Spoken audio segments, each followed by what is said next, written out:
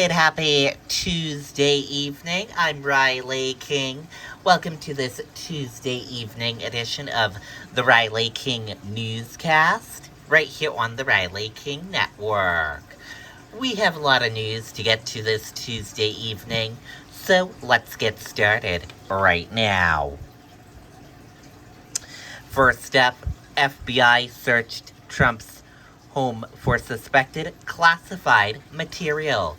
Let's take a listen to that video from CBS News.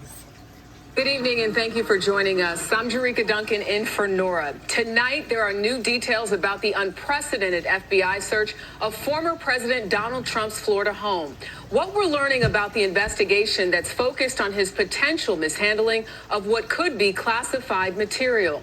Sources tell CBS News that the FBI was met by Trump's attorneys along with the Secret Service. It is the first time in American history that a search warrant has been issued on a former president. And given the political implications, approval came from the very highest levels of the Department of Justice. White House officials say President Biden had no prior knowledge of the search, and current FBI Director Christopher Wray was appointed by Trump 5 years ago.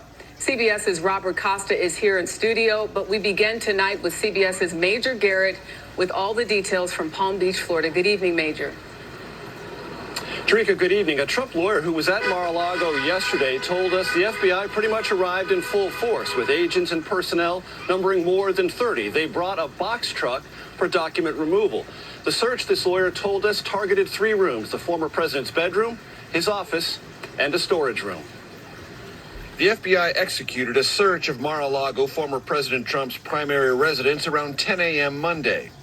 2 sources told CBS News investigators seized boxes and paper documents, but no electronics.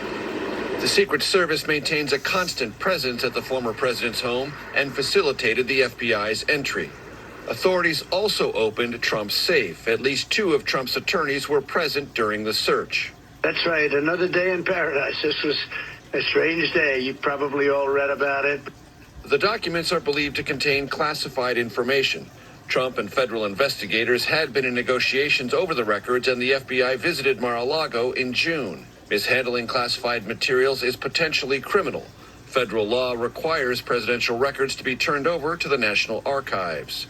It is not known what documents were taken by federal authorities Monday. The Justice Department has so far declined to comment. As night fell Monday, pro-Trump protesters gathered outside Mar-a-Lago. More assembled there today. What do you think will be the practical political reaction for people who favor or support former President Trump after yesterday? I think he will win in a landslide in 2024. Trump was not home, but released a statement alleging that he was a victim of a politicized Justice Department. A sentiment echoed by former Vice President Mike Pence, who said the appearance of continued partisanship by the Justice Department must be addressed. Congressional Republicans rushed to Trump's defense. House Minority Leader Kevin McCarthy said Republicans would investigate Attorney General Merrick Garland's role in the FBI search. What the hell are these people doing? South Carolina Republican Lindsey Graham spoke to Trump today and called the search of Mar-a-Lago suspicious and dangerous, yet helpful to the president's political fortunes. One thing I can tell you is that I believed he was going to run before. I'm as stronger in my belief now. Trump, eager to portray himself the victim, sent out 2 fundraising texts to supporters. Speaking of money, in a separate development, a federal appeals court ruled Democrats on the House Ways and Means Committee can obtain former President Trump's personal and business tax returns, something Trump argued unsuccessfully Congress had no legitimate right to pursue. Later tonight at his golf club in Bedminster, New Jersey, Trump will huddle over dinner with more than a dozen conservative House Republicans. Jerika? Major Garrett for us in West Palm Beach tonight. Thank you. Wayfair. Okay, and there you go on that video and that report. FBI search may impact Trump's 2024 presidential bid. Let's take a listen to that video from CBS News. More on the possible criminal and political implications of this FBI search. Let's bring in CBS's Robert Costa. Robert, good evening to you. What sort of implications does this have for a potential run for the former president, which is looking at a possible bid in 2024. It could speed up his decision on 2024. CBS News has learned tonight that many top Republicans on the Trump side of the party are calling him, saying, get in now, consolidate the base around you, block out rivals from running, and complicate life for the Justice Department. Become a federal candidate even while you might be under federal investigation. Others are saying, hold off, wait, see how this develops. And Donald Trump has endorsed nearly 200 candidates already since he left office.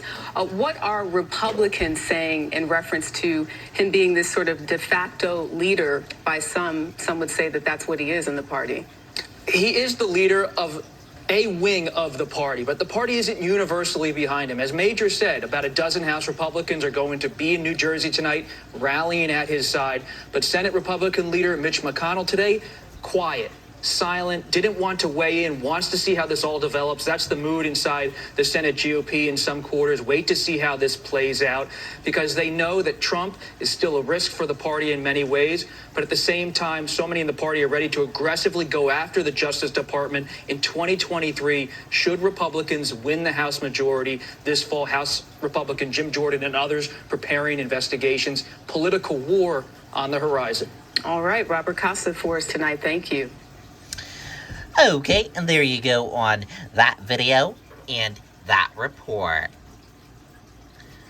Biden signs bill to boost U.S. chip production and decreases our reliance on China. Let's take a listen to that video from CBS News. Back here in Washington, President Biden signed the bipartisan $280 billion CHIPS Act to boost the manufacturing of semiconductors in the United States. A severe chip shortage has added to the supply chain slowdown and helped fuel inflation. CBS's Meg Oliver takes an in-depth look at fixing the chip crisis. Tonight, U.S. chip makers got a boost to their assembly lines. We need to make these chips here in America to bring down everyday costs and create jobs. The legislation will provide $52 billion in subsidies and tax credits for chip manufacturing in the U.S. and more than $200 billion for scientific research. GlobalFoundries is one of the largest chip makers in the country. How big is this facility? It's a give or take about 7 football fields. At this high-tech facility, everything looks yellow. Special lighting is used to protect the delicate production of microchips. Christopher Belfi is equipment engineering manager. How complex is it to make these microchips? They're in everything we use, phones, TVs, cars. It is extremely complex, and as the demand on capability increases, so does the complexity. The chip shortage is a growing crisis. They help power everything from appliances like refrigerators to gaming consoles and weapons. The U.S. relies heavily on East Asia for chips. We don't want to rely on foreign entities to be able to give us the brains and the guts of what drive our everyday vehicles, devices, our cell phones. Experts warn the lack of production in the U.S. poses a national security risk. Tom Caulfield is the CEO of GlobalFoundries. What stage are we at in this chip shortage? It takes years to put capacity on. And I think for the better part of the next 5 to 10 years, we'll be chasing supply in this industry, not demand. The U.S. only produces about 12% of the world's chip supply, and it will take years to ramp up production here, which means for now, Americans will still have to pay higher prices on everything from appliances to cars. Jerika? Gotta start somewhere. Thanks, Meg. Okay, and there you go on that video and that report. Police arrest suspect in Albuquerque killings of Muslim men. Let's take a listen to that video from CBS News. This story begins with a piece of trash and ends with sustainable aviation fuel. But this isn't a story. Now to some breaking news. The manhunt in Albuquerque, New Mexico is over. Police say they have made an arrest in the killings of 4 Muslim men whose deaths sparked fear in Muslim communities nationwide. CBS's Omar Villafranca is there. Tonight, the manhunt in Albuquerque is over. This crime